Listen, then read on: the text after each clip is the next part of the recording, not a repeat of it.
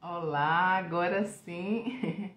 Estamos ao vivo aqui no Instagram do Shalom São Paulo para a nossa live Espiritualidade Mística e Educação em Edith Stein. Nós tivemos um probleminha na conexão, mas estamos reconectando aqui, vai dar tudo certo. Sejam bem-vindos. Entrem novamente. Vamos entrando,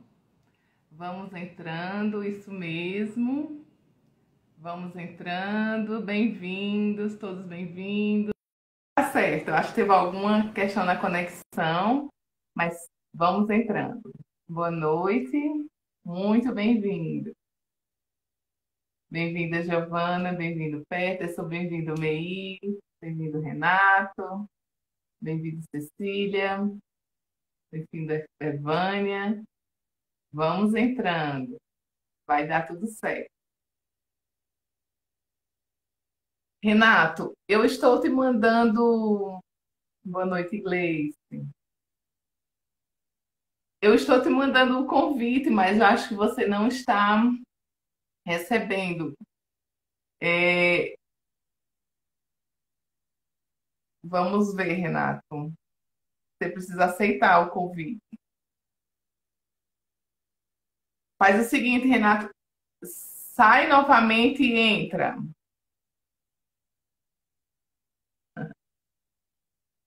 Nós testamos ontem, deu tudo certinho, vai dar tudo certo hoje novamente. Você está recebendo e, e não está entrando? Está acontecendo. Vamos lá, pessoal. Vamos aguardando. Enquanto isso, enquanto a gente está tentando essa conexão aqui, vocês podem ir mandando esse aviãozinho aí para os grupos de estudo, grupo de pesquisa, pessoas que vocês acham que deveriam estar aqui conosco, participando da live Espiritualidade Mística e Educação em Stein, com o professor Renato Kirchner, da PUC de Campinas. Boa noite, Patrícia. Renato, olha, eu vou te chamar novamente.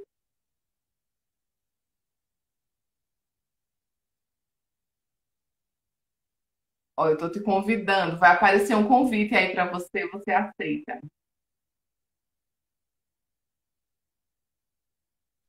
Isso, agora sim. Eu acho que Ah, eu precisei levantar daqui. foi? Tudo Eu bem? precisei levantar, eu acho. Olha aí. Tinha que fazer um jeito aí para a gente se entender novamente. Muito bem-vindo. Boa noite, Renato. Muito boa Professor noite, Magda. Renato Kirchner. Uma alegria recebê-lo aqui. Eu queria só saudar todos que estão entrando. Boa noite, irmã Adaí. Boa noite, Cecília, mais uma vez. Nós estamos retomando, né, as lives. O ano passado nós tivemos uma maratona de lives Força e Atualidade de Edith Stein, que eram lives semanais. E aí agora nós vamos ficar com lives mensais, assim, muito especiais, né? E hoje, iniciando esta série de lives que acontecerá sempre às segundas, quintas-feiras de cada mês, nós convidamos o professor Renato Kirchner. Eu vou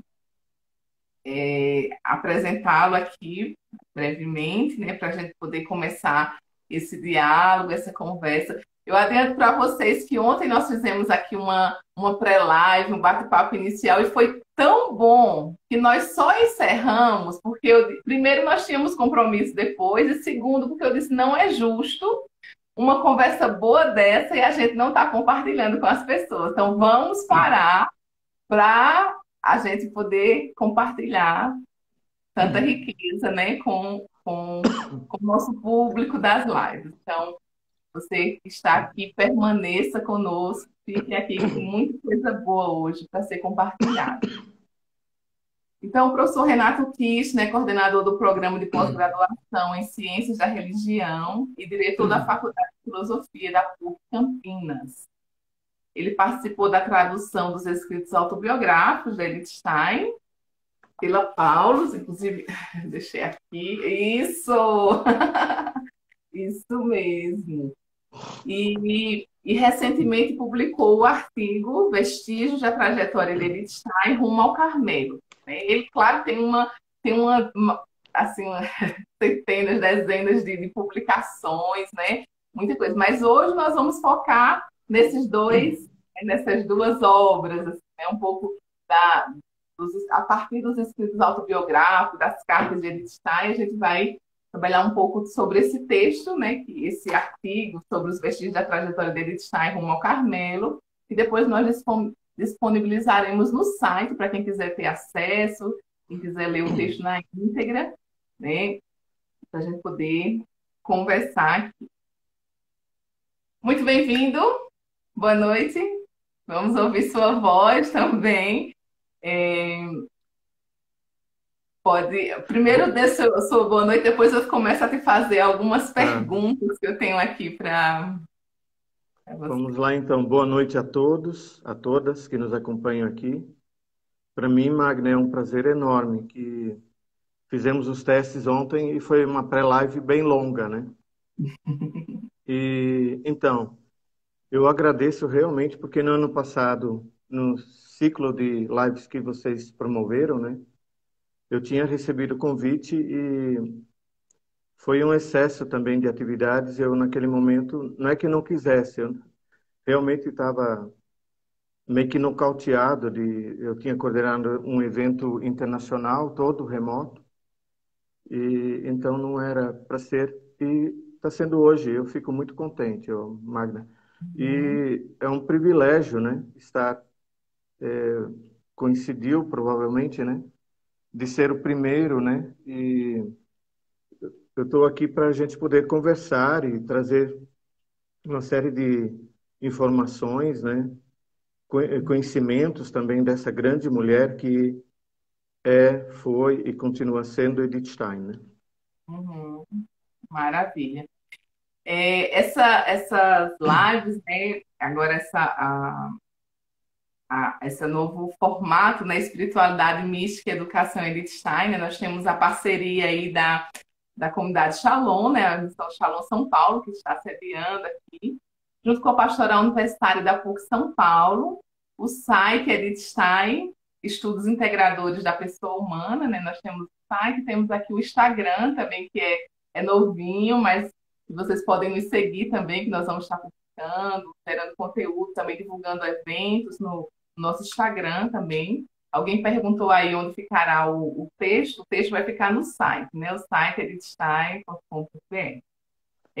O Centro Universitário Ítalo Brasileiro e também o grupo de pesquisa lá da PUC do Paraná, Teologia, Gênero e Educação, né? Coordenado pela professora Clélia Peretti. Então, essa parceria aqui nos bastidores, né? Gestando essas lives, tem um pessoal bom, né? Eu sou muito feliz em poder contar com todas essas parcerias aqui nos encorajando e, enfim, promovendo, divulgando as lives. Então, vamos lá, vamos nós aqui, né? Vamos nós aqui novamente. O Renato, eu gostaria que você contasse, antes da gente entrar propriamente no tema da nossa live, né, que é a dimensão mística carmelitana na vida de Edith Stein, que você contasse um pouco da sua trajetória steiniana, né? Como foi que você conheceu Edith Stein, qual foi o impacto que Edith Stein teve e tem na sua vida. Então, a gente quer conhecer primeiro o Renato, para depois a gente adentrar mais na vida de Edith. Então, Magna, a Edith Stein, ela aparece na minha própria trajetória de formação acadêmica, né? Então, eu sou formado na área de filosofia, é tudo em filosofia, né? Em graduação, mestrado e doutorado pela Federal do Rio e a graduação em filosofia com os franciscanos em Curitiba. É muito natural que o nome de Edith Stein tenha aparecido bem cedo, né? Isso tem já mais de 30 anos, como uma referência. Eu lembro bem, considero meu mestre, já falecido, Frei Hermógenes Arada, que mencionou um dia que o grande mestre de Stein e de tantos outros, né, o pai da fenomenologia, Edmund Husserl, teria tido uma série de pessoas que o assessoraram, foram sim, secretário, ou mais que secretários, né? Porque o Edmund Husserl tinha uma particularidade de escrever as suas ideias em forma estenográfica, que é uma forma bem abreviada, né? E, além do mais, era uma estenografia muito típica do Husserl, então não era qualquer um que podia secretariá-lo, né? E que eu saiba, o Russell teve umas 4 pessoas, e a única mulher que eu saiba que fez esse trabalho durante um bom tempo foi Edith Stein, tá? Então, foi lá em Curitiba que eu ouvi pela primeira vez. É, Nós não estudávamos, isso é uma coisa bem interessante para a gente conversar aqui também, como estávamos considerando ontem, né, Magna? Nós não tínhamos, assim, dentro dos textos que nós estudávamos em filosofia, um hábito de ler textos da Stein, até porque não eram, talvez, naquele momento, tão acessíveis assim. Uhum. Um outro momento, eu vou registrar aqui mais dois, assim, rapidamente, para não perder muito tempo com isso, né?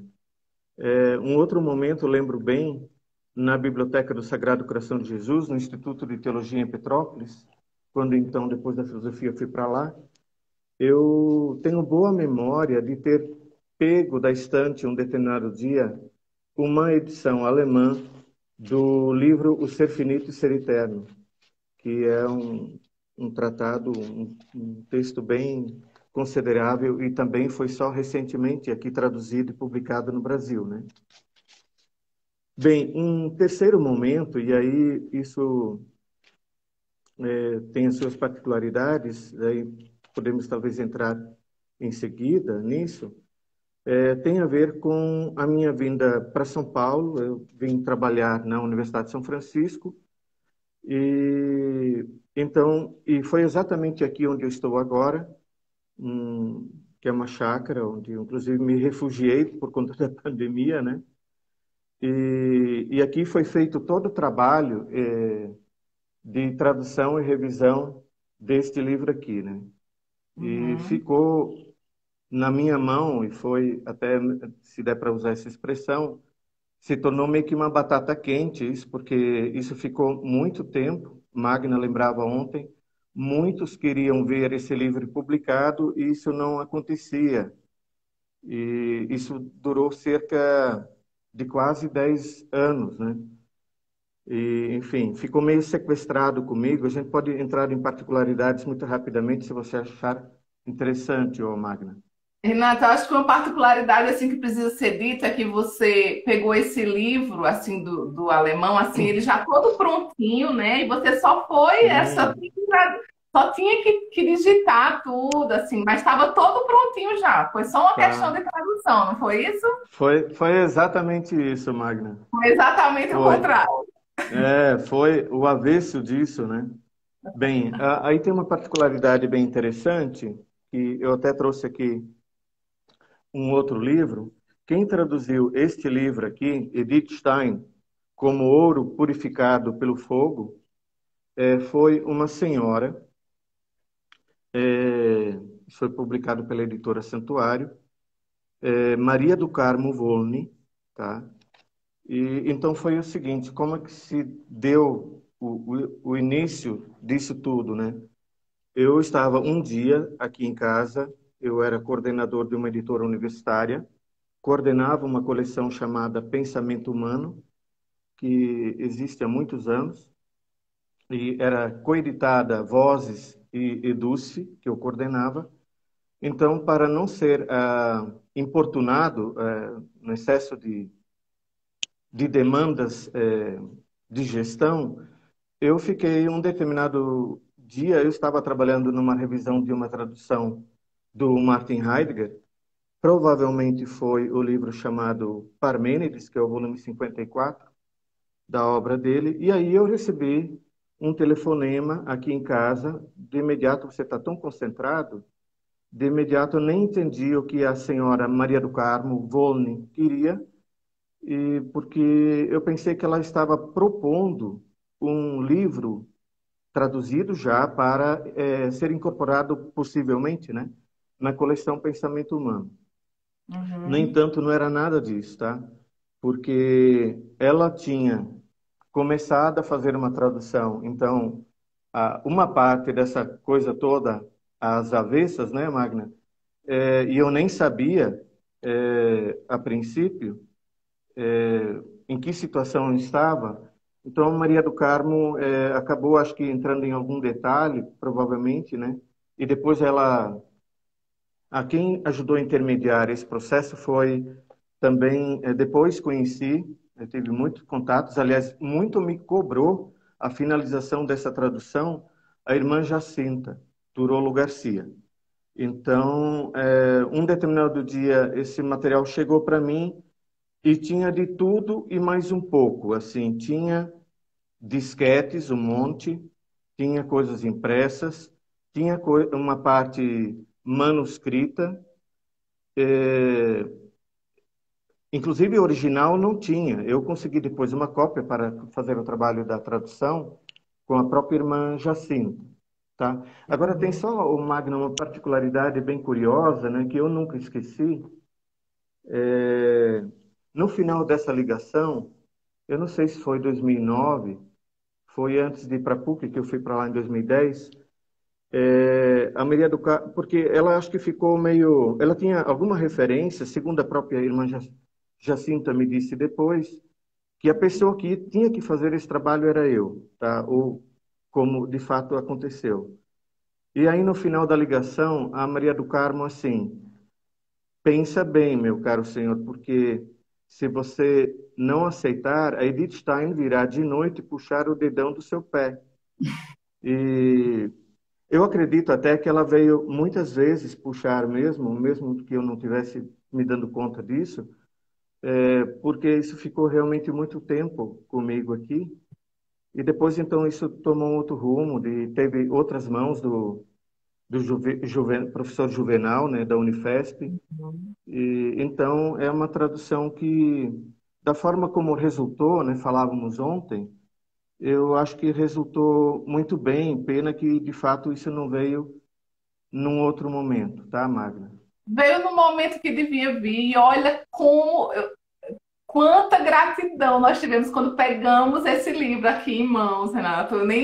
Quando eu soube que era você, então aí eu fiquei mais feliz ainda, porque esse livro aqui, o meu tá todo assim, ó, todo, né, todo lido, todo relido, riscado. E muito obrigada pelo seu empenho mesmo, né? Isso, como você usou, você recebeu isso numa caixa, né? Assim, uma caixa. Sim, Eu até foi. brinquei dizendo que você pegou do livro já todo prontinho, foi só uma questão de tradução, né? Mas aí a gente vê aí o trabalho foi bem mais intenso, né? Com disquetes, com coisas digitadas feitas à mão e uma caixa para você, né, Ah, poder dar alguma tinha uma forma. outra, tinha uma outra particularidade. É verdade, Magna. Se eu não tivesse a experiência de editoração, que foi o meu trabalho inicial, inclusive, eu comecei assim bem pelo chão da fábrica mesmo, porque a Editora Voz é editora e gráfica, então tinha mesmo o chão da fábrica onde ficavam as máquinas e tudo. E antes de ser propriamente funcionário da editora, depois que eu deixei o convento dos frades, eu fiz o que se chamava na época de copydesk, né? Então você fazia um trabalho de freelancer, né? Foi particularmente assim preocupante, talvez por isso eu não aceitei de imediato, porque eu tinha já experiência de revisão de tradução há vários anos, né?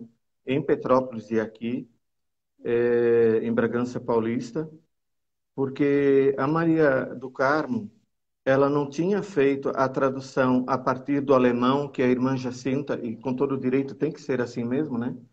Queria que fosse, né?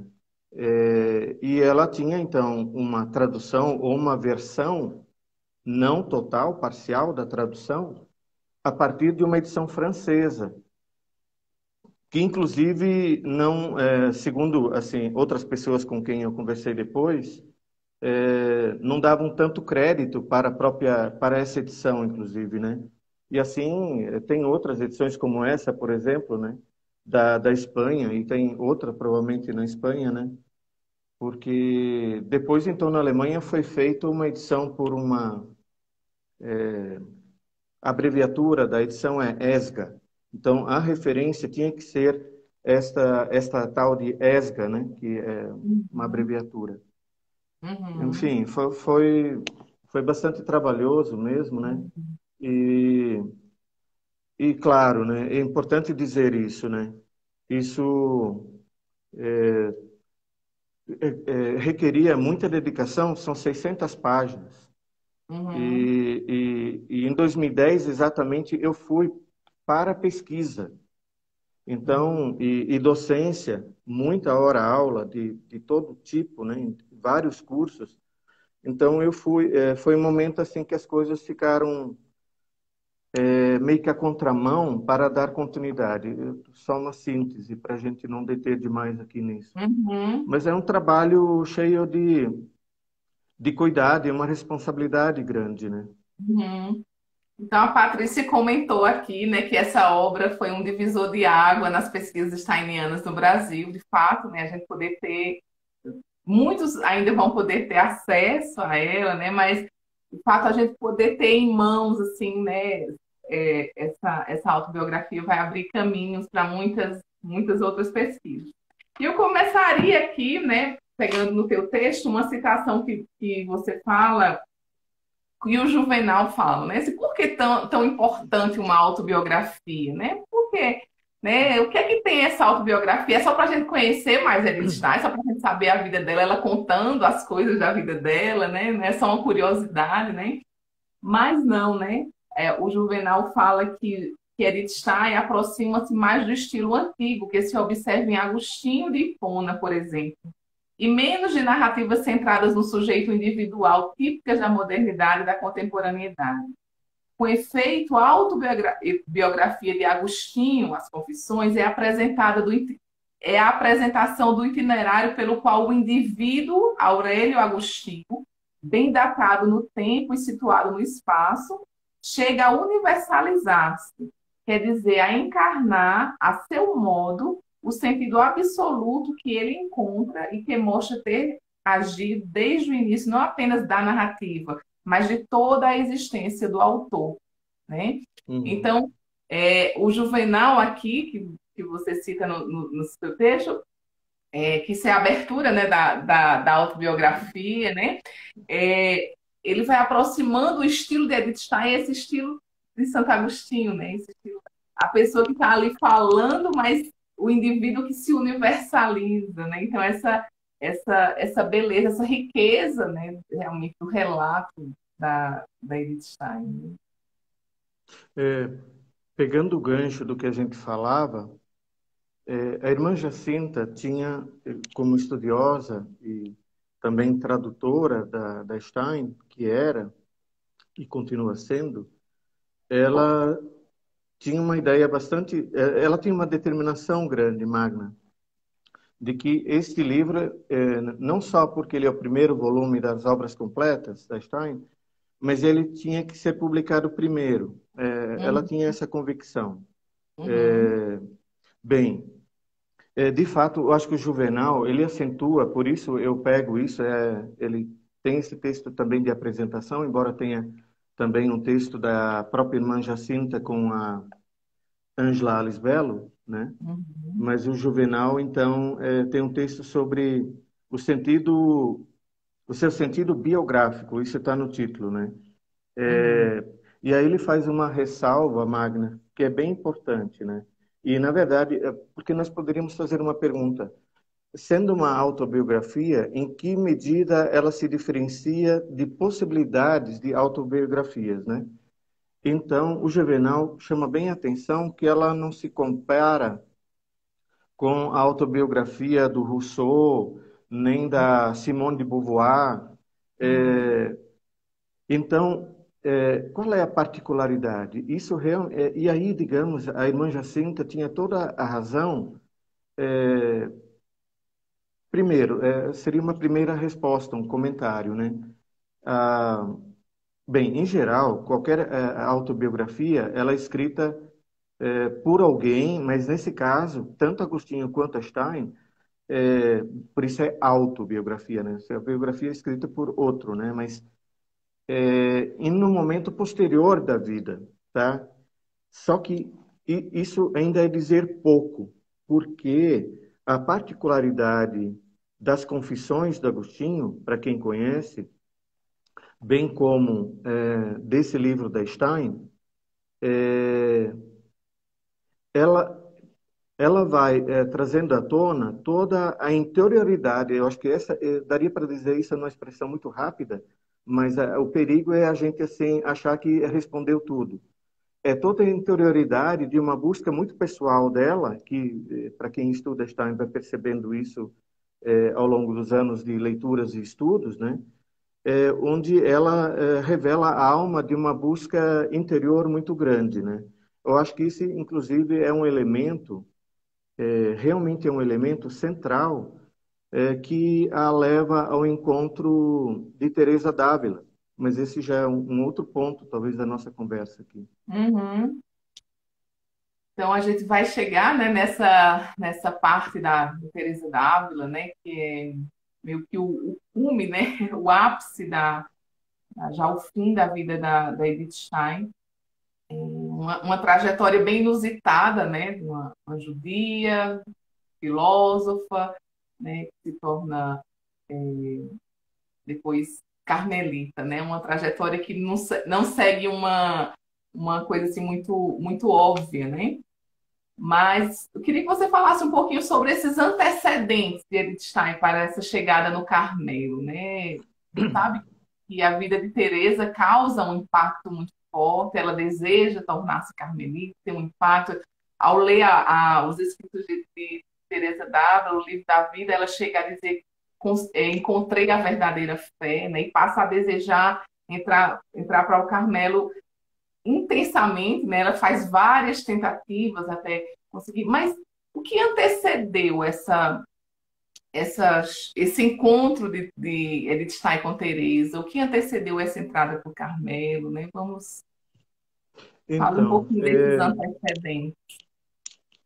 eu vou aqui por dois pontos, né? Um primeiro, Magna, que eu acho que a gente. Porque quando foi exatamente isso que você acabou de falar? Foi em 1921. Em 21, a Edith Stein está fazendo 30 anos, né? Porque ela nasceu em 1891.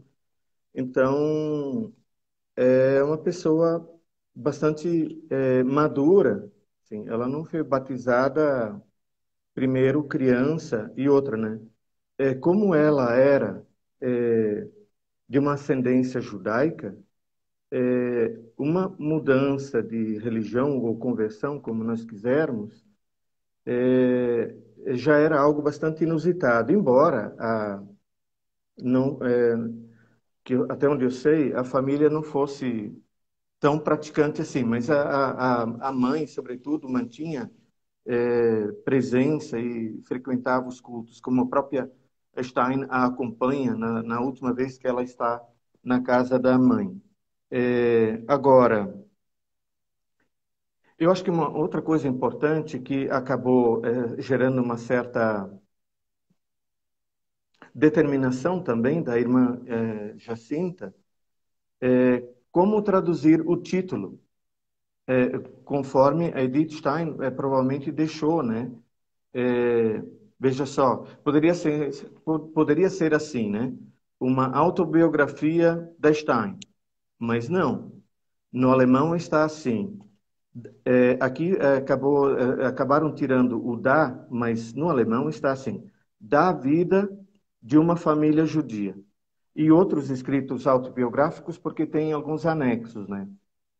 Que a gente pode comentar mais para frente, né? É, Aí tem uma outra particularidade dessa autobiografia, digamos, né? Eu tenho certeza, claro que refleti muito trabalhando na revisão da tradução, ou mesmo traduzindo. Einstein sabia, era muito consciente, né? Então, claro, e até mais, né? É, em 21, ela lê a vida de Santa Teresa, né? Isso em 21. Mas ela escreve a autobiografia ainda vários anos depois. Então, quando ela está escrevendo a autobiografia, ela está muito consciente da origem dela para e outra, ela nunca deixa para trás quem ela foi, né? Então, isso é uma outra particularidade que aproxima, eu diria, do Santo Agostinho, né? O Agostinho, nas Uhum. Confissões, em nenhum momento ele nega quem ele foi. Tudo que Uhum. ele é, quando ele escreve as Confissões, é o que ele veio a ser, enquanto o grande homem intelectual e tal que ele foi.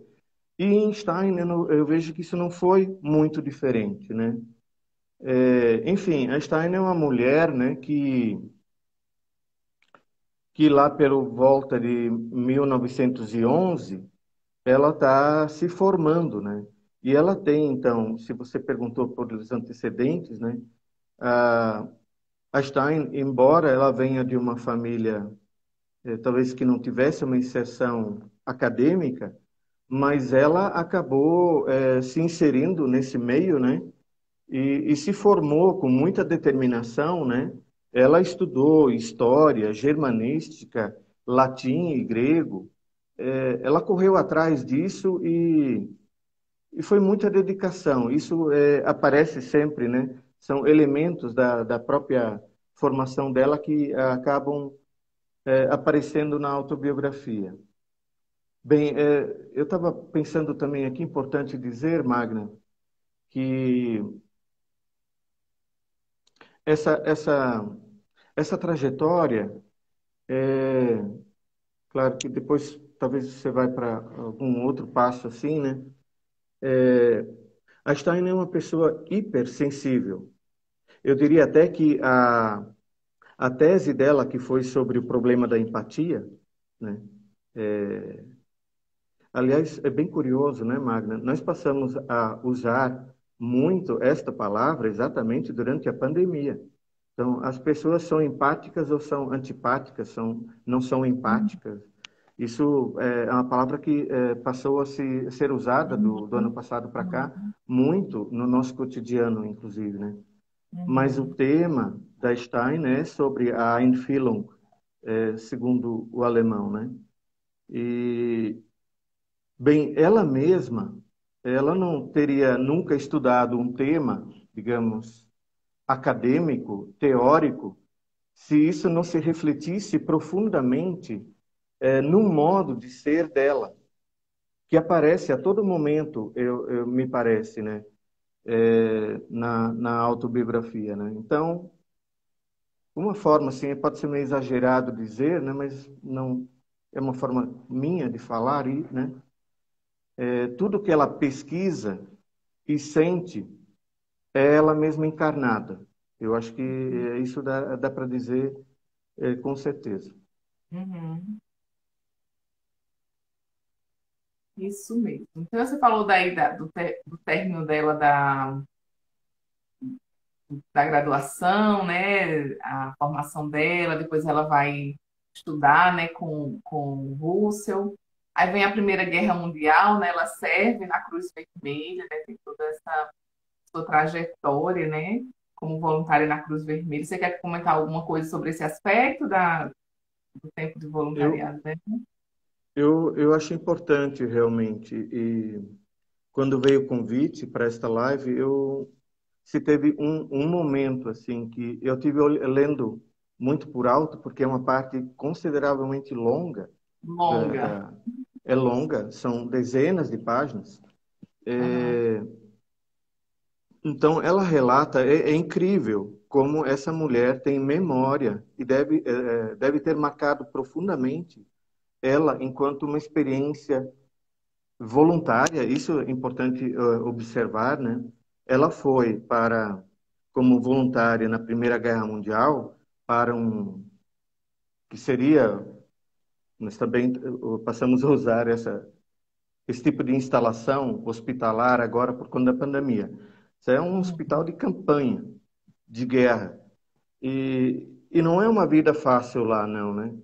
Então, também ali, eu tenho, reparei, relendo ontem, né?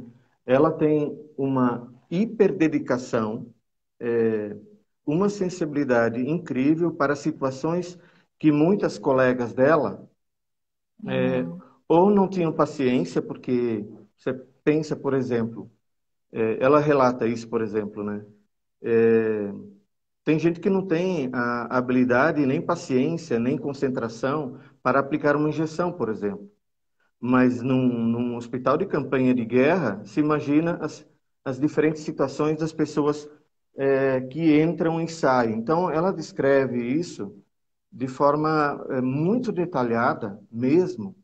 É Uhum. como se você tivesse visitando o hospital de campanha, porque enquanto a guerra durou, que foram vários anos, diga-se de Uhum. passagem, mas ela não sei quanto tempo exatamente ela ficou, mas foram provavelmente alguns meses.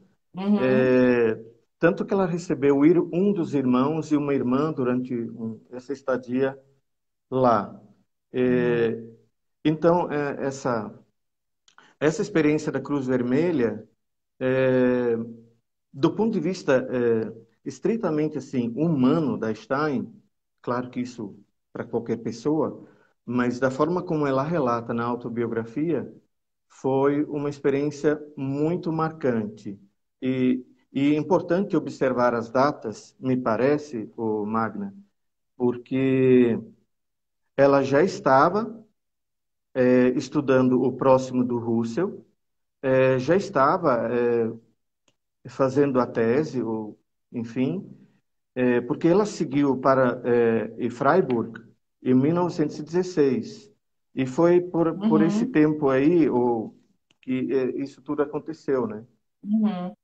Interessante essa sua afirmação, assim, que foi um tempo longo, né, que ela vai narrando na autobiografia, e você falando aí da pandemia, me marcou muito esse trecho, porque mesmo depois que ela volta para.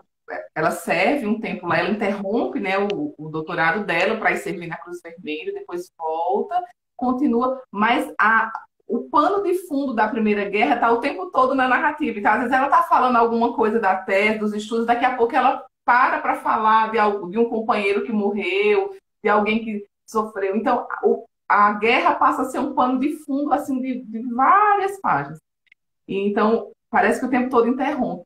Eu tenho me pego muitas vezes nessa situação assim de Uhum. a gente está tentando uma vida normal, vamos dizer assim, que não é, né, não é normal, Uhum. mas a gente está tentando tocar a nossa vida, né, de trabalho, de estudos, mas aí no meio, às vezes a gente está vivendo ali, sabendo o que está acontecendo, acompanhando minimamente os noticiários, porque também se a gente ficar vendo tudo, a gente entra em parafuso também, mas é importante estar sabendo o que está acontecendo. Mas aí do nada aparece fulano morreu, cicrano morreu. As notícias de morte, as notícias de dores, de sofrimento, que vão paralelo a tudo aquilo, assim. Chegou um momento que eu estava, assim, era conversas de WhatsApp, conversas que você está ali conversando, daqui a pouco aparece a foto de alguém que morreu. Reze por uma família, daqui a pouco já aparece lá embaixo que a pessoa morreu. Vai gerando uma tensão em nós, né? Que eu disse, meu Deus, às vezes você vê uma foto bonita, teve um momento que eu fiquei na dúvida, assim, meu Deus, é alguém que está vivo ou alguém que morreu? É uma homenagem póstuma, né? A gente vai ficando também numa sensação os psicólogos podem falar melhor, mas parece que a gente está o tempo todo numa tensão constante, né? Assim, como se estivesse de stand-by assim, o tempo todo, né? Edith Stein viveu isso bem na pele, né? Que ela estava tentando ali retomar os estudos, retomar a vida dela, né? Voltando, mas ao mesmo tempo não tirava o foco, né? Não tirava a atenção do que se passava no mundo, né? Ela não estava a par, em Uhum. nenhum momento ela se coloca isolada, né? Mesmo depois, quando ela entra para o Carmelo, a gente pode ficar indo e voltando, mesmo depois que ela entra para o Uhum. Carmelo, não é uma tentativa de uma vida íntima, né? Agora eu vou entrar, vou descansar, encontrei a Deus e vou ficar aqui. Quer dizer, ela vai para ceder, né? Ela vai para se ofertar pelos outros, né? Ela vai em vista da humanidade, né? Em vista do povo judeu, em vista, né? Então, tem sempre esse movimento nela de entrada e saída, né? Saída para o outro e saída de si. Eu é bem interessante isso, né? Porque todos nós experimentamos o que, ou de uma outra forma, o que é a convivência humana, né? Durante a Uhum. pandemia, né? Sei lá, uma série de coisas que a gente talvez não desse tanta importância, ou que estava tão natural, você passou a olhar não é só questão do olho, né? É audição também, é tato, é uma série de coisas, é preparação de alimentação, né? Enfim, eu acho que, assim, comentando essa situação que nós vivenciamos, né, do ano passado para cá e agora ainda, mas esse conceito da empatia que a Edith Stein andou estudando, ela é um conceito realmente central, porque, não sei, às vezes tem formas assim simplificadas de dizer, por exemplo, se eu disser assim, errado não está. A empatia consiste de eu me colocar no lugar do outro. Porém, tem um grande porém, do ponto de vista existencial filosófico aí, né? Porque a rigor eu nunca vou poder fazer isso, porque o outro sempre é o outro na sua condição de ser, né? E aí eu Uhum. falei uma palavra bem importante, né? Assim, o ser, a filosofia do ser, isso está inclusive no conceito no final do texto de orelha do livro, né? Que a Edith Stein teria, isso vem do Husserl, né? Isso também atravessa de outros pensadores ou filósofos que tiveram próximos do Husserl, né? Então, mas sem querer filosofar demais aqui, a questão esse conceito da condição de ser e de ser empático com o outro é algo da extrema necessidade e importância humana. E isso se Uhum. revela tanto mais quanto mais a condição ou a experiência ou o momento que você está vivendo fica mais suscetível a você perceber o que está acontecendo. Você mesmo deu um exemplo que é bem curioso, né? Você recebe uma foto e aí você fica perguntando por que a foto, alguém colocou a foto? É, porque a foto pode. Eu mesmo, vou falar de mim agora, né? O que eu fiz na pandemia. Tem horas que eu fico até um pouco com a sensibilidade assim. Eu deveria estar postando o que eu estou postando no Instagram, inclusive, né? Durante a pandemia, ou no WhatsApp, por exemplo. E depois de considerar um pouco, Magna, porque a gente, na reflexão, você coloca prós e contras. E, claro, também pensando nos outros, né? Mas eu sempre achei que fosse, por exemplo, eu gosto muito de tirar foto de flores, de árvores, de pássaros, Uhum. essas coisas, né? Eu acho que é uma forma de você compartilhar com os outros, que não é você, é, alimentando uma esperança, tudo vai A ficar melhor em algum beleza. momento. A beleza da vida, apesar de toda a calamidade, toda a mortandade que as centenas de milhares, né, aqui no Brasil só, né, foram colhidas até agora, né? Uhum. Isso mesmo. E aí, a gente dando um salto, a gente sabe da importância do Max Scheler, né, na vida de Edith Stein. Edith Stein estava ali envolvida no ambiente, ela vem de um ambiente judeu, né, mas também tem todo um contato, como você enfatiza aqui no texto, com cristãos, né, tanto protestantes como católicos. Dentro do catolicismo, ela tem contato com os beneditinos, né, com os da Companhia de Jesus, como chama? Os Os jesuítas, jesuítas. jesuítas, né, e os carmelitas, né, também, entre outros, né, os inacianos, né, é isso, é o mesmo. É, jesuítas inacianos. É, mas o Carmelo, né, Santa Teresa de alguma forma tem esse choque dela, né, esse contato, assim. Você falar um pouquinho desse conhecimento de Santa Teresa, da conversão dela. Você gostaria de falar um pouco da tua visão, do teu olhar sobre essa mudança de Edith Stein? eu, se permitir, a gente dá esse passo, mas você mencionou, e ainda ontem, olhando aqui, me chamou a atenção, a Stein é tipicamente uma filósofa, pesquisadora, estudiosa, escritora, enfim, mulher, é importante dizer isso, porque ainda na Alemanha, no início dos anos 30, era difícil ter um lugar ao sol na academia, né? E Einstein, Uhum, que eu saiba, enfrentou isso na pele, né? uhum, Mas o fato é que o círculo em torno do Edmund Husserl tem uma série de mulheres, importante dizer isso, entre as quais a Conrad Marcius, mesmo no sentido mais amplo, outras mulheres que também de ascendência judaica, como Hannah Arendt, né? E por aí vai, né? O que eu acho particularmente interessante de se falar e dizer aqui numa live como essa, né? Porque um público de repente diverso que nos acompanha aqui e não só de estudos, uhum. muitas vezes, Magna, né? A gente mesmo, quando você começa a estudar um autor, você só vê o autor. Mas a própria Stein, ela via uma quantidade enorme de autores pelos quais ela transitou. E alguns deles ela conheceu e conversou pessoalmente, né? Então, por Uhum. exemplo, o Max Scheler é um desses, Martin Heidegger é outro, é, Roman Ingarden, enfim,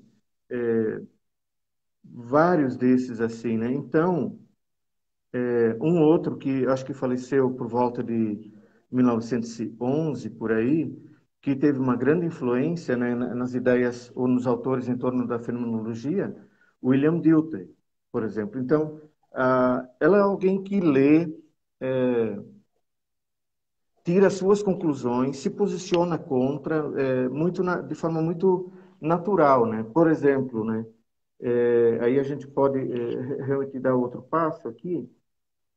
É, O ser finito e o ser eterno, e eu não sou tão estudioso assim da Edith Stein, mas como é uma obra planejada, os dois apêndices, os dois anexos, eles estão muito intencionalmente lá, tá? Quais que são esses apêndices, né? E aí eu acho que a gente chega na Teresa, né? Embora a Stein tivesse lido a vida, né, de Teresa em 21, é isso, né? Uhum. Agora,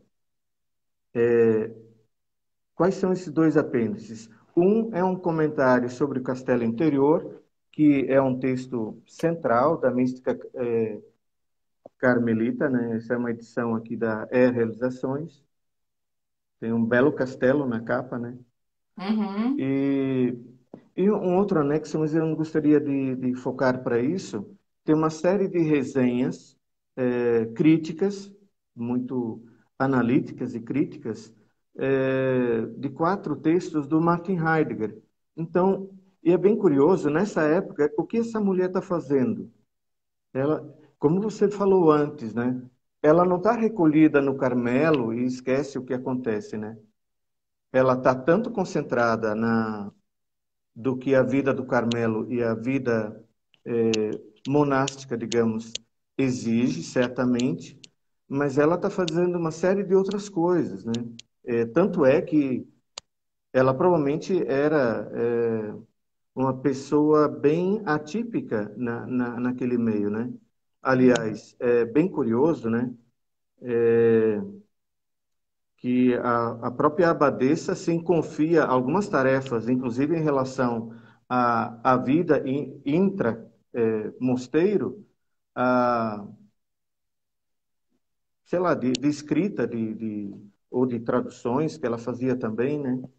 Então ela é uma intelectual e é monja ao mesmo tempo, né? Agora, eu Uhum. acho que o nosso ponto aqui é conversar um pouco sobre isso, embora o meu próprio texto aqui,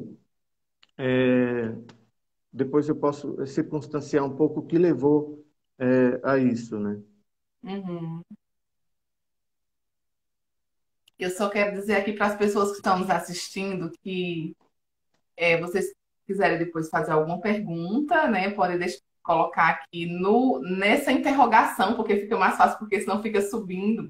E o Instagram, ele nos permite agora ficarem até 4 pessoas. Eu vi que tem alguns alunos seus aqui, tem pesquisadores steinianos.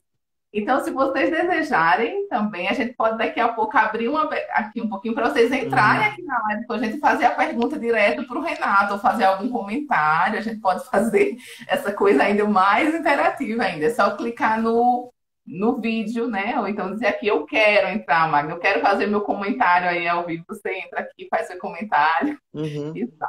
Certo? Tudo bem, Renato? Você toparia Tudo receber mais bem, alguém aqui para conversar conosco? Então, claro. mas vamos seguindo, né? O Renato, ele faz o texto, no final ele ainda coloca dois poemas, né? Então, acho que vale muito a pena, né? A gente, como eu disse, a gente vai disponibilizar no site, vale a pena a leitura, a gente está aqui num bate-papo, né? Muito mais ainda para estimular também a leitura da própria Stein, né? Mas é muito importante a questão do ingresso no Carmelo, Renata, essa ida de Edith Stein para o Carmelo, né? Que muitas vezes as pessoas não entendem assim, mas será que ela fugiu? Será que foi um desencanto Uhum. amoroso, né? Será que ela estava decepcionada? Será que foi por medo, né? Fala um pouquinho para a gente sobre essa Ó, dimensão, assim. sim, então, esse artigo que você provavelmente vai disponibilizar então depois, Uhum, diz respeito ao seguinte, né?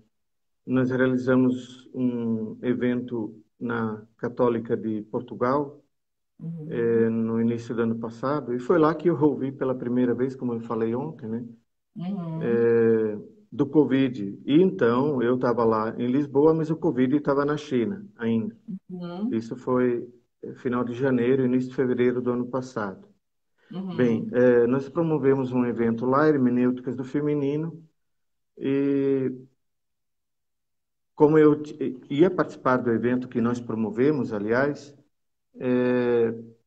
como eu ia ter uma fala também, ao lado de tantos outros, daqui do Brasil, da PUC Paraná, da PUC Minas, fomos eu, a professora Ceci, que também é estudiosa de místicas, mulheres, sobretudo, né? uhum, Então, eu acabei optando por tudo que a relação que eu tinha, né, com tradução e estudo da Stein, sobre um período bem específico, Magna, da, uhum, da vida da Stein. E, de fato, nesse volume da autobiografia, tem um texto datado de 1938, ela então é levada para a Câmara de Gás em 1942, portanto, 4 anos depois, mas esse texto, que portanto, mais ou menos 5 anos transcorrem desde que ela ingressa, eu acho que é isso, né? Até quando ela escreve esse texto, ela entra no Carmelo em 33 e escreve esse texto em 38. Então, bem, tem uma série de particularidades, talvez eu não tenha explorado suficientemente. A ideia era, no entanto, como está no título, tentar encontrar vestígios, né, indicações, pegadas do que marcou esse período do ingresso dela e, e ela então foi sacrificiada, né, foi morta em Auschwitz como monja, importante, né? E tem uma passagem, importante também dizer isso, para a Holanda, mesmo a saída de Colônia, onde era o mosteiro para um outro mosteiro na Holanda, bem, então vamos por partes, né? Eu acho que você tocou realmente uma coisa importante. Eu vou dizer o que eu acho, do que eu refleti até hoje sobre essa mulher. Entrando no Carmelo. Nunca foi. Não tem nada que indique pensar ou considerar assim que é uma fuga do mundo. Não. Muito pelo contrário, né? Então, claro, as vicissitudes, as condições exigiam certas atitudes dela, ou que ela também tivesse que seguir certas determinações, e que nem sempre elas podiam, as monjas, as colegas dela, seguir conforme elas quisessem, né? Então, por exemplo, a coisa se, a estadia dela e de colegas se tornou algo bem perigoso estando na Alemanha. E nesse sentido, a Stein não foi a única que saiu da Alemanha, sobretudo os judeus, né? Nós sabemos perfeitamente por quê, né? Uhum. Então, ela foi para a Holanda, e só que a Holanda, nós sabemos, né? Num determinado momento foi também invadida pelas tropas de Hitler. Então lá ela foi meio que, eu uso esse termo, né? As pessoas, é forte falar isso, né? Mas as pessoas foram meio que caçadas, Magno, assim, foram caçadas e levadas, deportadas e para os campos de concentração. Einstein passa por isso agora. Esses detalhes, eu acho ainda assim, é, a gente tem um risco muito grande de falar de historioridades, como eu acho que através da própria autobiografia, como nós falamos lá no início, e que é a centralidade de tudo, assim, na vida dela. Então, isso se reflete na própria autobiografia, de modo geral, que ela escreve já nessa condição, nesse período, né? E nesse Uhum. texto particularmente datado de 1938, como eu cheguei, né, no Carmelo de Colônia, e se reflete também que você já anunciou ali, eu fiz questão de, claro que eu escolhi dois poemas, né, para traduzir aqui, né, porque eles são desse período, né. Quem Uhum. tiver a oportunidade, convido, né, talvez vou citar algum trechinho aqui mais para o final, mas eu escolhi a dedo esses textos, né? Ou seja, eles são outras indicações é, de como Einstein está se vendo no Carmelo. Isso se reflete nesses poemas. Então, o primeiro desses poemas é A Vinha do Carmelo. Carmelo tá, tudo bem, né? Mas o termo vinha, da forma como ela compôs o poema, tem muitos elementos simbólicos, não é o caso de a gente comentar isso aqui, mas quem for ler o poema vai perceber o quanto esses elementos são de uma tradição longeva, né? De tradição do Antigo Testamento, do Cântico dos Cânticos, por exemplo, que é um texto assim inspirador para todos os místicos cristãos da posteridade, né? Da cristandade, né? Uhum. E um outro texto, só uma referência magna aqui, não sei, provavelmente ela deve ter dado o título. Ele é um texto de 1940, de junho de 1940. São aforismos ou sentenças, mas é uma composição poética de 1940, enquanto então a Segunda Guerra. Importante Uhum. dizer isso, né? A Stein foi uma mulher, uma pessoa, né? Ela vivenciou e pagou o preço, inclusive, né? Uhum. É, sim, foi voluntária na Primeira Guerra Mundial e passou pelo sacrifício pessoal, né? Na Segunda Guerra Mundial. Tem um trechinho aqui que você escreveu que eu achei muito bonito, que você fala assim, que Edith Stein era uma mulher que nunca tomava uma decisão importante de maneira precipitada. Ela estudava, valorizava e, acima de tudo, esperava que o impulso interior superior a qualquer raciocínio guiasse sua decisão. A própria conversão é certamente fruto da observação e abertura objetiva aos fenômenos, mas é principalmente devido a uma experiência direta e íntima de Deus, né? Aí você ainda continua aqui que a religiosidade de Edith Stein é uma realidade relacional e, portanto, profundamente experimental. O encontro com Deus próximo, misericordioso, sempre presente e vivificante é o que marcará a sua vida cristã a partir de então, né? E mais abaixo, assim, na mesma linha dos seus mestres místicos, ela defende a necessidade de aprofundar seu próprio conhecimento como fundamento de todo o processo, né? O verdadeiro conhecimento, por um lado, leva a pessoa a tomar consciência de sua realidade e, por outro, abre-a para a dimensão da transcendência, que dificilmente descobrirá se não exercitar a vida interior, né? É muito belo, assim como, de fato, a gente vai percebendo na vida dele que está esse movimento, né? Esse movimento. Em nenhum momento a fé para ela é uma fé cega, alienante, né? É uma fé Uhum. que observa, que avalia as circunstâncias, né? Que interioriza, né? Se abre, né? Para Deus mesmo, né? Para esse impulso. É bonito quando ela vai entrar realmente que ela em 33, né? Quando o Hitler assume o poder, do domingo do Bom Pastor, ela entra na igreja e diz: eu só saio daqui quando você me der uma resposta, né? Se chegou o tempo de eu entrar para o Carmelo, né? E aí ela sai dali dizendo interiormente, né, que o bom pastor haveria, né, confirmado, né, consentido que ela entrasse para o Carmelo.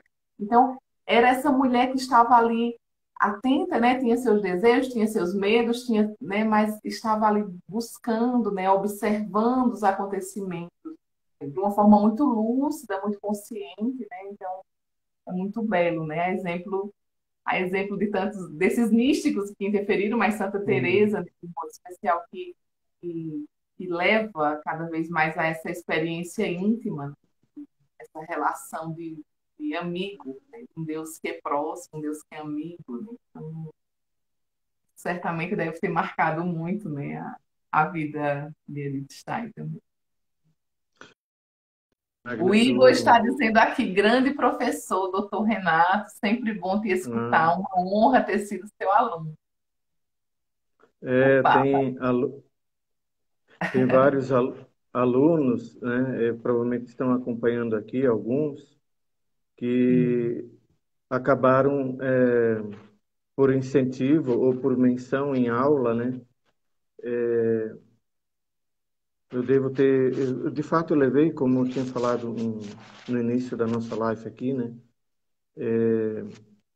tem alunos que fizeram TCC na PUC Campinas, né, um trabalho de conclusão de curso, né, vários, às vezes eu acho que até dois ou três da mesma turma, e eu fico muito contente, porque mesmo no meu tempo de estudos de filosofia, a gente não lia, estudava nada da Stein. Estudávamos, claro, Uhum, outros autores, mesmo da fenomenologia, né?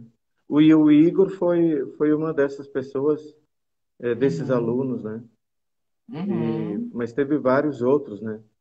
Bem, uhum, inclusive no ano passado, o Magna, já estávamos operando de forma remota, tanto no primeiro como no segundo semestre, eu dou uma disciplina chamada Metafísica. Então, tem um trabalho que ele é feito por grupos. E os uhum, grupos podem, acompanhados por monitores, escolher autores. E é curioso que alguns têm se ocupado, né? Por exemplo, com esse livro aqui, que não está traduzido ainda, que é A Estrutura da Pessoa Humana, que é um livro bem importante, né, da Stein, uhum, e é um curso que ela deu, né, no início dos anos 30. Aham. Mas, Magna, acho que você falou uma coisa bem importante ali, né? Eu não sei, assim, é, ah, pessoas que se mostram e se deixam ver através do que elas deixam escrito, não tem como elas. Isso também é da ordem da empatia, eu entendo. E não seria Uhum. estranho se não fosse. Então, não tem como você, por exemplo, ler. Claro que você não lê isso como um livro como esse aqui, né? Sem que isso você está lendo e esqueceu o que leu, né? Mas se for uma leitura também, vou caracterizar ou adjetivar dessa forma. Como a Edith vivia, aliás, né? Então tudo é uma repercussão de uma experiência de busca, né? Então, se você lê nessa afinidade ou nesse afinamento, né? Não tem como não ser transformador, né? Ou seja, a presença dela é mesmo transformadora. Eu Uhum. convido, assim, quem quiser, por exemplo, ou que tem esse livro, se você pega determinadas cenas que ela descreve, aliás, muitos anos depois da experiência da Cruz Vermelha, é incrível como, quer dizer, isso não transparece ou não aparece como talvez a gente inconscientemente não vê assim, mas para mim isso é muito claro, assim, ela vê no outro, primeiro, assim, diferentes dimensões do outro aparecer para ela e ser para ela, né? O outro como um ser humano constituído da forma como todos nós somos, mas isso também, na verdade, é dizer muito pouco, porque o outro, isso durante as atrocidades que foram acontecendo depois de 33, Magna, né? E a Edith Stein, eu tenho certeza, ela era muito consciente, sabia de todos os perigos Uhum. às quais ela estava exposta, né?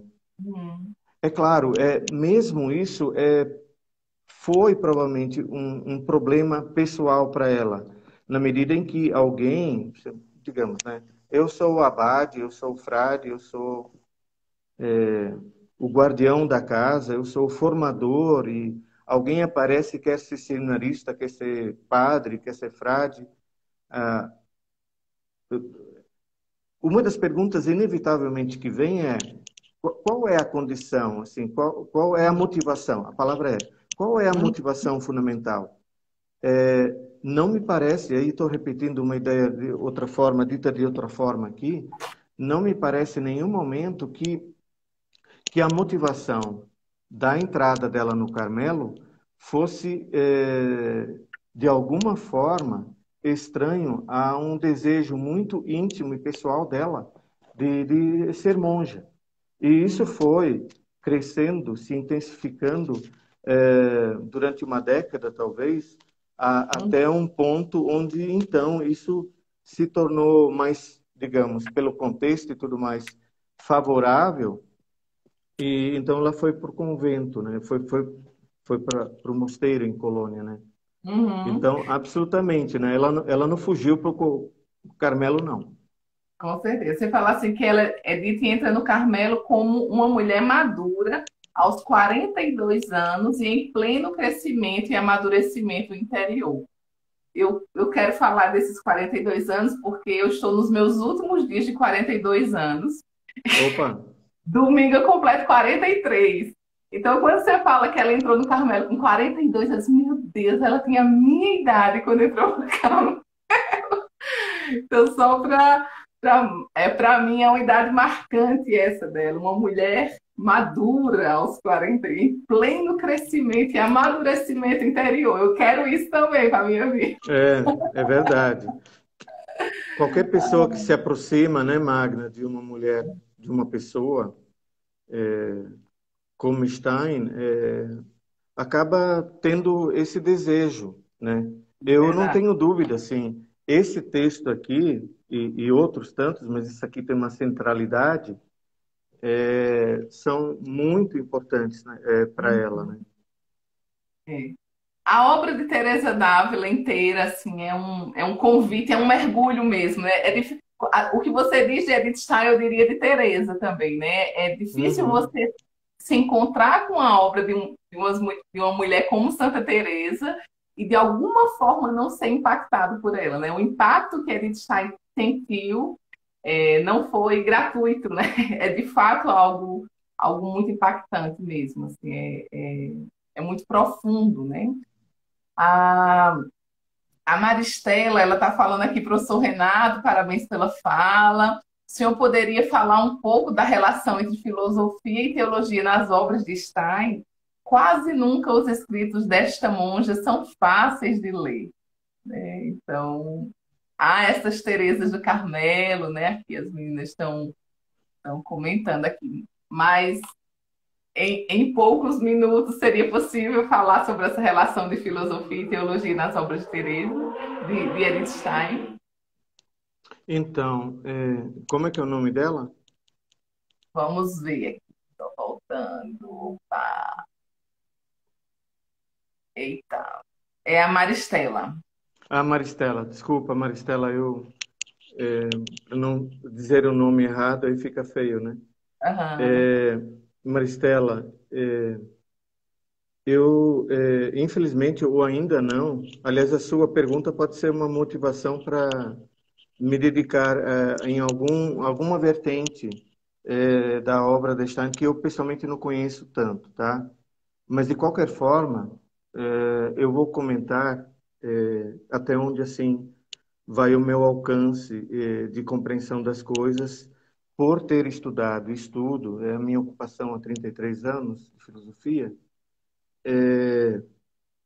e por ter estudado, gosto ainda hoje, sim. Eu coordeno, eu sou pesquisador em ciências da religião. Aliás, é interessante dizer isso, né? Ciências da religião aqui no Brasil é uma modalidade de curso dentro de uma área da CAPES que tem também teologia, tá? Até 2016, filosofia e teologia constituíam uma área do conhecimento, né? De 16 para cá, nós temos ciências da religião e teologia. Mas a sua pergunta é teologia e filosofia. Ora, é, eu não saberia dizer, assim, por exemplo, a tese de doutorado da Stein, texto que eu não conheço suficientemente, mas é um texto importante. Aliás, se não me engano, a parte dessa tese se perdeu, né, Magna? Me parece, eu não tenho certeza absoluta disso agora. Aliás, eu estava lendo isso ontem, né? Depois que A ela parte voltou da tese dela, a primeira parte, né? O que nós temos é a segunda parte. então, é, agora, existem alguns textos, tá? E aí eu vou particularmente aqui para responder a pergunta dela. é, não tem como desassociar, sabe? Esses poemas, por exemplo, que eu traduzi, eles são, é meio redundante ou repetitivo falar isso, mas elas são a manifestação de uma experiência que culmina num texto, se no concreto Uhum. é um poema, mas que tem como que se fala? É uma composição poética, é uma lavra da palavra, assim, é uma construção que tem elementos de três tipos, né? Já que a nossa live trouxe isso como tema aqui, eu diria que o elemento aglutinador desses poemas, muito particularmente, eles estão entre uma dimensão filosófica, existencial, se nós quisermos, e elementos teológicos, mas o que une, assim, lá pelo ano de 1940, essas ideias e essa composição é um elemento místico, tá? Bem, a palavra místico, talvez a gente tenha que dizer um pouco mais, então, ao menos como eu entendo isso. E com isso, claro, eu não quero, não gostaria de deixar entender, porque tem mais gente que nos acompanha aqui, o que estuda Stein, talvez até muito mais, certamente muito mais que eu mesmo, né? O que da ordem do místico? É de um mistério tão abissal e profundo que nós nunca vamos alcançar nos seus abismos, em sua plenitude. Mas uma coisa é muito certa, assim, é como se você tivesse, usando uma metáfora aqui, para quem já passou por isso, né? E é uma experiência meio assustadora, às vezes, eu acho, né? Você está num alto, e se você tem, assim, medo de altura, eu acho que é tanto pior, né? Mas é uma vertigem do que o abismo, ele tanto atrai quanto amedronta.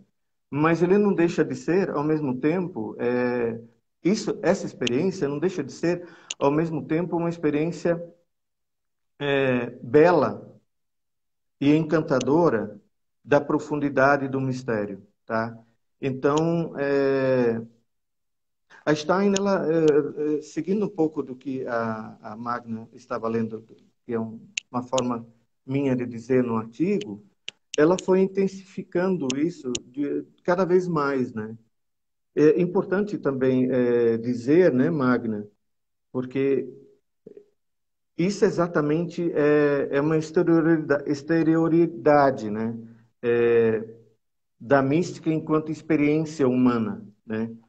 Assim, não, a Teresa d'Ávila, ela escreveu esse texto quando ela já sabia de tudo que ela poderia ser, então, certamente dá para dizer isso. No entanto, tudo que perpassa essa composição também, ou fundamentalmente, uma busca do mistério, da vida, da divindade, de si, dos outros, que comigo fazem a mesma busca, ou nós não duvidamos que fazem, e ainda tem mais, né, Magna? Cada Uhum. qual faz a sua busca, né? É Uhum. interessante isso que você falou de si, né? Os 42, 43, né? Eu hoje mesmo, um pouco antes da live iniciar aqui, eu fiz uma conta rapidinha, né? Sim, a Stein, ela faleceu aos 51.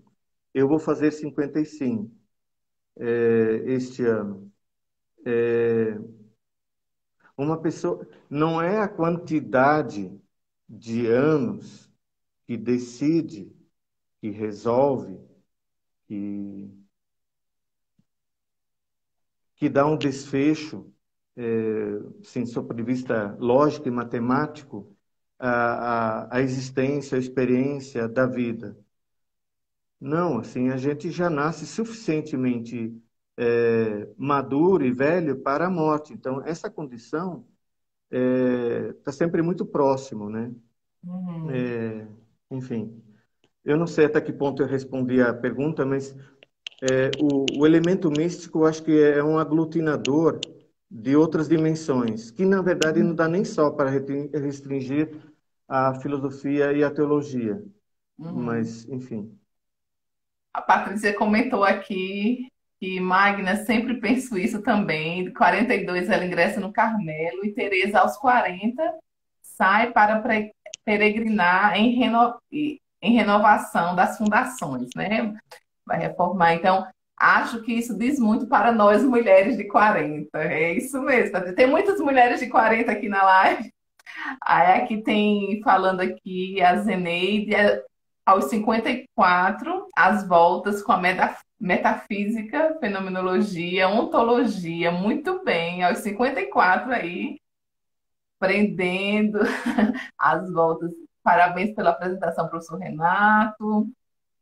Santa Terezinha do Menino Jesus, padroeira da nossa comunidade, está aqui. Aos 24 anos também, quando eu me encontrei com a vida de Santa Terezinha, eu quis morrer também de linda. Então, eu acho que é bom em cada idade a gente ter um santo ali que vai dando norte Uhum, na nossa vida. Enfim, eu tenho vários comentários aqui, mas como eu falei, a gente já está caminhando aqui para o finalzinho já, a gente já passou, já estamos a 1h20 aqui de live. Mas já? eu já 1h20, viu? Passou. Ontem nós ficamos Caramba. mais ou menos 1h30 aqui batendo papo, meu Deus do céu. Então, ó, quem quiser, eu percebi que o pessoal ficou meio tímido quando eu falei, ó, se quiser eu boto você aqui no vídeo com a gente, dá um medinho, mas se quiser agora é a hora, certo? Vou ver se tem mais alguma pergunta aqui. Foi perguntado aqui sobre a referência bibliográfica, né, desse artigo do professor Renato Kirchner, então eu vou Hum, dizer, a gente vai disponibilizar lá, mas eu vou dizer também, quem quiser, está na internet, né? O texto chama Vestígios da Trajetória de Edith Stein rumo ao Carmelo. É na revista Pistes Praxis, né? Da Teologia Pistes e Pastoral de Praxis. Curitiba. Hã?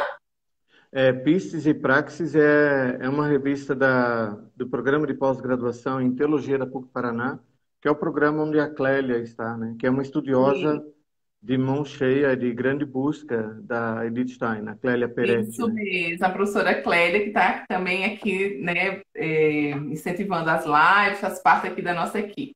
Nós participamos do grupo de pesquisa dela lá também, lá em Curitiba, o grupo de pesquisa Teologia, Educação e Gênero. É, então, tá lá disponível, certo, pessoal? Bem lembrado aqui, a Patrícia está comentando. Alguém vai querer fazer. Vamos só testar, minha gente. Quem tem coragem aí? Eu acho que geralmente o homem é mais corajoso nessas horas, porque homem não vai dizer, não tô maquiado, não tô arrumado, né? Do jeito que tá, eles entram. Quem é que quer entrar aqui? Só para cumprimentar o professor Renato. Eu boto você aqui no vídeo, é só dizer eu quero que eu chamo. Eu acho que é uma Provocando. experiência, acho que é uma experiência boa se alguém entrar, porque até um tempo atrás eu acho que não era possível, né? Mas eu já vi lives com Aham, 4 telas, né? isso, pois é.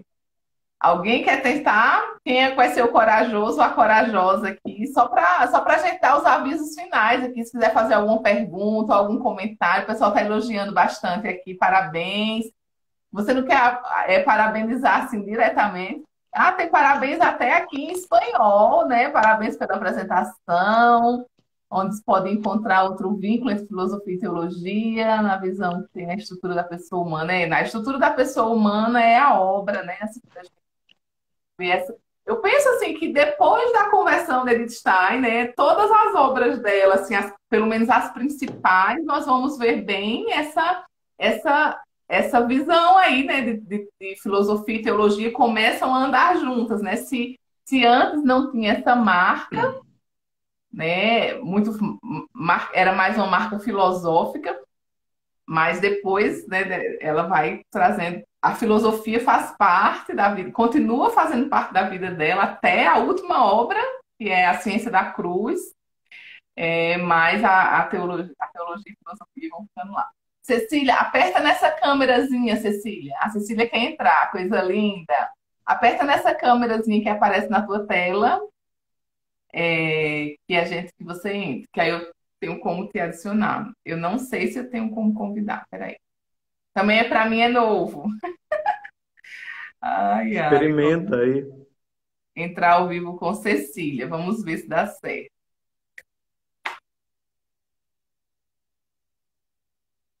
Olha, Opa, tá entrando. vai, vai. Cecília! Ah, Bem-vinda, prazer enorme. Cecília. Prazer em vê-lo. Muito boa lá. Conheço essa mulher. Foi Linda, ela que me passou prazer. seu contato. Eu pedi para ela mesmo. Muito bom, muito bom. E eu queria dar uma notícia de primeira mão, que eu fiquei sabendo que a professora Ângela vai publicar um livro que vai revisitar essa obra da Edith Stein, essa obra dos escritos da vida de uma família judia, que é no formato de um diário. E deve ser muito interessante. Então, Aham. eu acho que é algo que vai nos ajudar, assim, e tendo bem como fio condutor essa relação entre a dimensão intelectual e a dimensão da fé dela, né? Uhum. E por fim, eu coloquei lá no chat que a gente acabou de fazer acabei de dar um curso sobre o texto da empatia.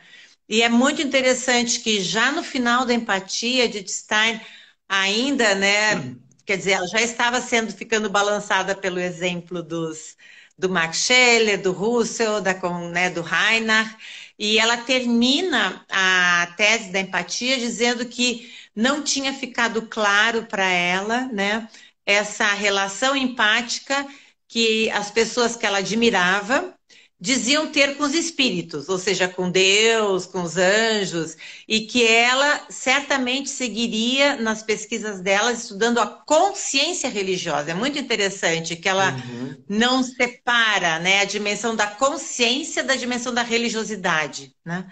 Uhum. Então, é incrível como Edith Stein já teve essa intuição desde Uhum. cedo, né? Não foi algo que foi lá em 21, quando ela leu o texto de Teresa, né? Então, eu acho bacana isso.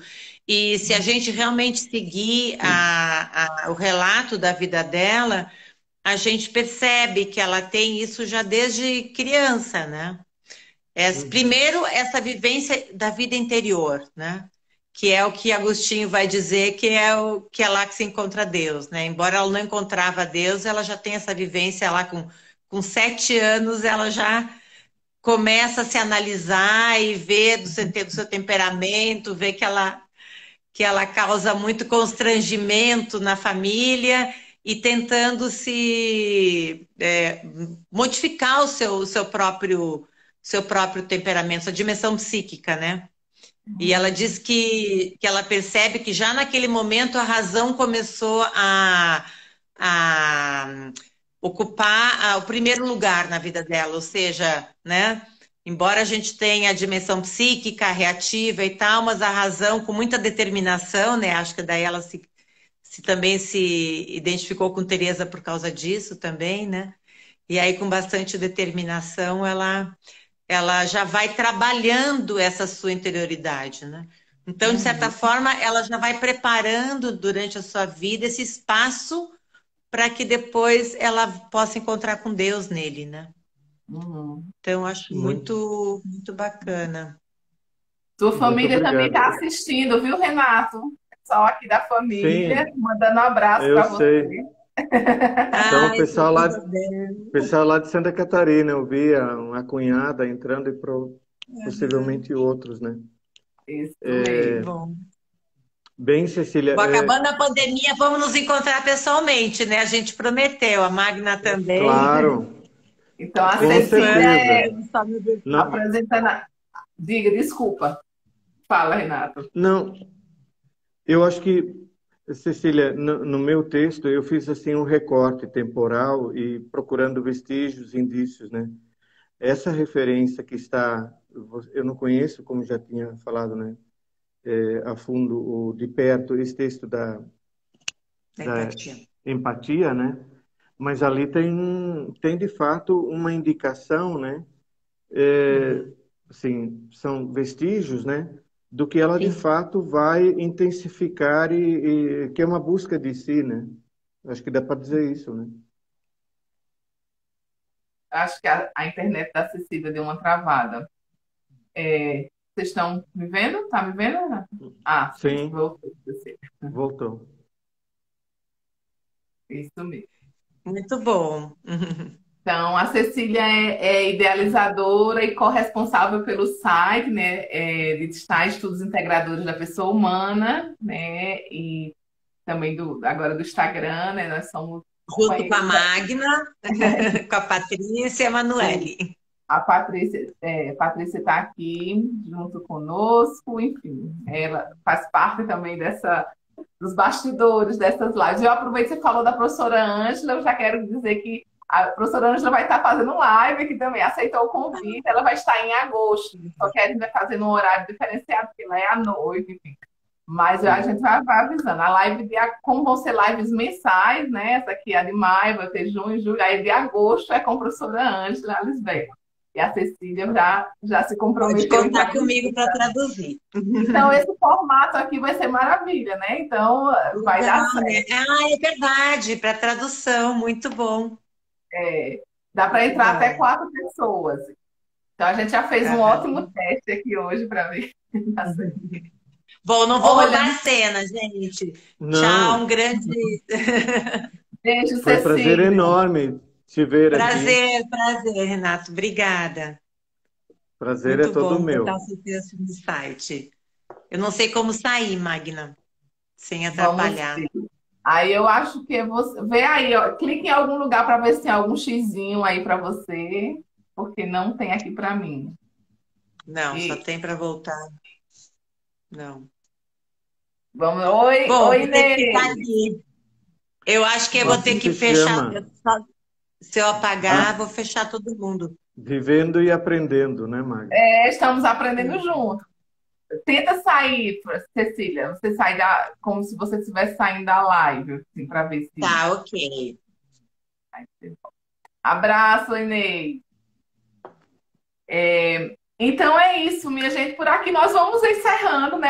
É um assunto infinito, né? Não dá nunca para a gente encerrar, encerrar o assunto, assim, né? Mas para dar esse gostinho. Eu quero agradecer muito, né, ao professor Renato por ter topado esse convite, esse desafio. Eu sei que é desafiante, assim, fazer, né?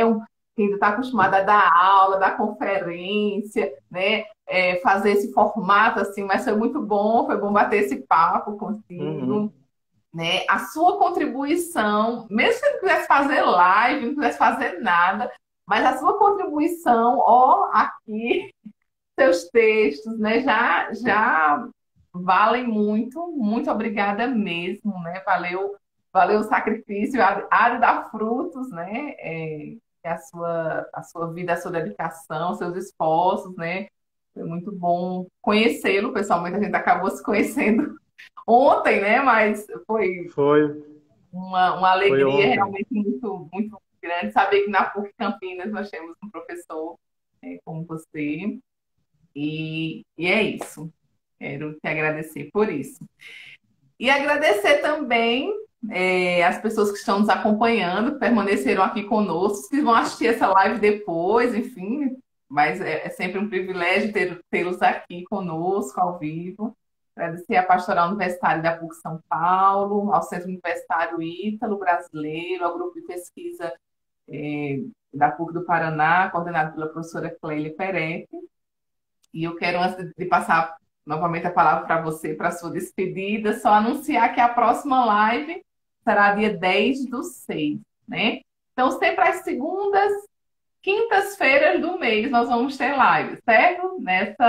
Nesse formato, espiritualidade, mística e educação em Edith Stein, né? Que são coisas que, no fundo, vão se misturando ali, né? Uhum. É, é uma é algo bem compactado assim na obra dela. Então, nós vamos trazer convidados sempre para tratar sobre essa dimensão. Então, no dia 10/6, nós temos um encontro marcado aqui às 8h45 no Instagram do Shalom São Paulo. Eu não vou dizer ainda quem vai ser o próximo, mas a cada quinta-feira nós vamos ter algum conteúdo no Instagram de Stein, Estudos Integradores da Pessoa Humana. E a gente vai postando algum conteúdo lá, um vídeo, algum texto, ou tratando sobre o assunto dessa live, ou já anunciando a live seguinte, certo? Mas na próxima quinta a gente vai ter algo sobre essa live, então nos acompanhem lá, nos sigam. Edith Stein, Estudos Integradores da Pessoa Humana.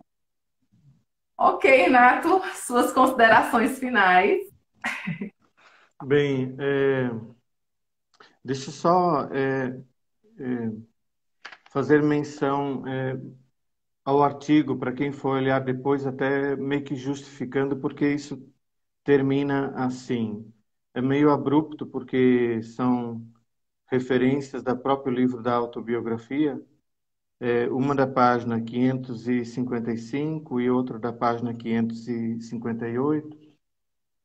E de forma bastante consciente, eu mesmo, é uma passagem que me marcou muito nos trabalhos de revisão da tradução e tudo mais, né? Como nós sabemos, né, a, a própria Edith, a mãe dela, elas são de origem, de confissão ou de prática religiosa judaica. Então, nessa ocasião que a Edith, se me consta, foi a última vez em casa, esteve com a mãe dela, elas foram num culto religioso, né, da festa dos tabernáculos na sinagoga, né, e E aí, na volta, a mãe quis, ela estava com 84 anos, a mãe, e a mãe quis desembarcar. É como se, me parece, tá? Mãe é mãe, né, Magda? É como se ela Uhum. pressentisse, me parece, de não vê-la. E outra, né? Ela sabia, e a Edith Stein acho que tentou também não confrontar ou dizer explicitamente que ela entraria no Carmelo, durante um tempo, ao menos, né? Mas tem uma fala muito forte, no final de um diálogo que as duas têm, e o texto que eu publiquei, publicaram por mim, tem uma coisa interessante, né? A mãe pergunta assim para Edith: por que você o conheceu? Não quero dizer nada contra ele. Ele aqui é o Cristo, né? Então a Edith tinha conhecido alguém que, para a tradição judaica, seria no máximo um outro profeta, mas não o próprio Messias, né? Pode até ser que ele foi um homem muito bom, a mãe fala. Mas por que ele se fez Deus? Sim, é uma coisa muito impressionantemente forte isso, né? E a Uhum. Magna lembrava ontem, isso então caminha para a parte já final, está na página 560 da autobiografia dela, que é importante e bonito de se dizer, né? Depois que ela embarcou no dia seguinte no trem e o trem foi embora, é, ela escreve, e eu acho que tem a ver com a situação toda, e de forma talvez muito pontual com isso, esse momento aqui. Ela diz: o que eu acabava de viver tinha sido terrível, mas eu me sentia profundamente em paz. Aí tem um travessão: no porto seguro da vontade divina. Sim, a gente conversou sobre isso ontem, né, Magna? Era uma pessoa cada vez mais tranquila, serena.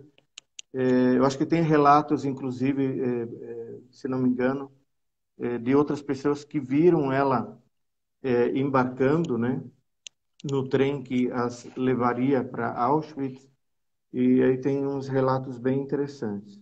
Bem, para Uhum. terminar mesmo, essa coisa foi bastante além, né? Uhum. Essa live, né? Eu sou realmente imensamente grato. Eu me sentia também muito mais tranquilo e em paz para fazer essa live nesse momento, né? Do que no ano passado. Assim, foi um semestre, um ano bastante tumultuado. Dei muita aula remota e a gente teve que se habituar a isso, né? Eu agradeço a todos que nos acompanharam. Eu acho que assim tem muito o que ser estudado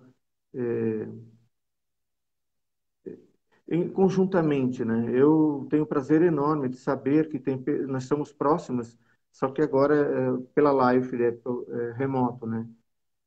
A Magna, a Cecília, com quem já encontrei.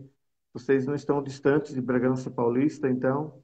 Mas mesmo assim, eu fui em dois colóquios, os simpósios de Stein, um em Salvador, outro em BH, que a Magna também esteve, né?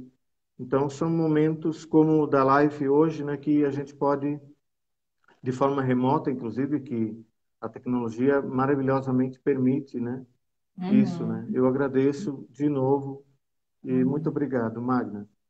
Eu desejo sucesso na sequência das Uhum. lives que não serão semanais, porque isso sim, você enfrentou um desafio enorme, né? Foi animado ano passado, mas esse ano nós vamos dar uma maneiradinha, mas vai ser muito bom também, né? Vai ser bacana, né? Muita gente boa vai passar por aqui também. Eu fico muito feliz que vocês já tenham aberto assim nesse dia 13 de maio, né? Eu vou até mostrar aqui como é que tá o que é que eu tenho aqui como o que é que eu tô vendo aqui.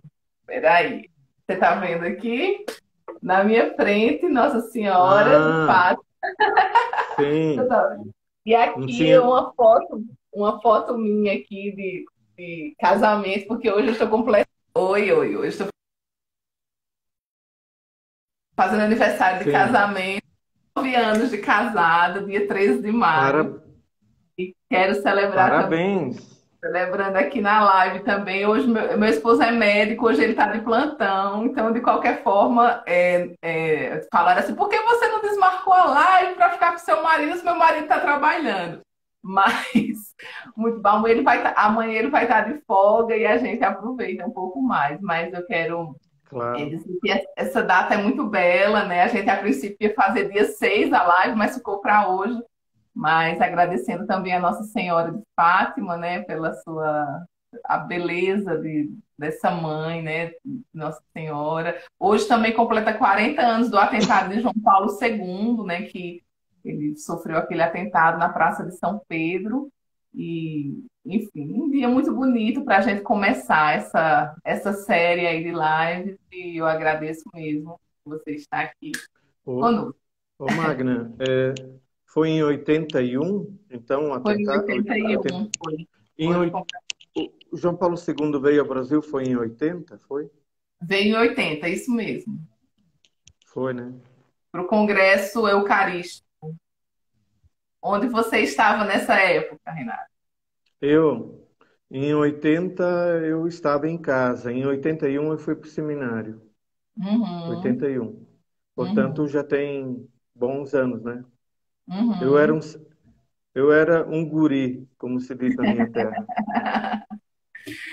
Tá bom. Então, ó, gente, boa noite, senão a gente fica aqui um monte de tempo. Boa noite, Renato. Boa noite a todos Boa vocês que ficaram noite. aqui conosco até agora. Bom descanso para todos. Até mais. Tá. Tchau. Tchau.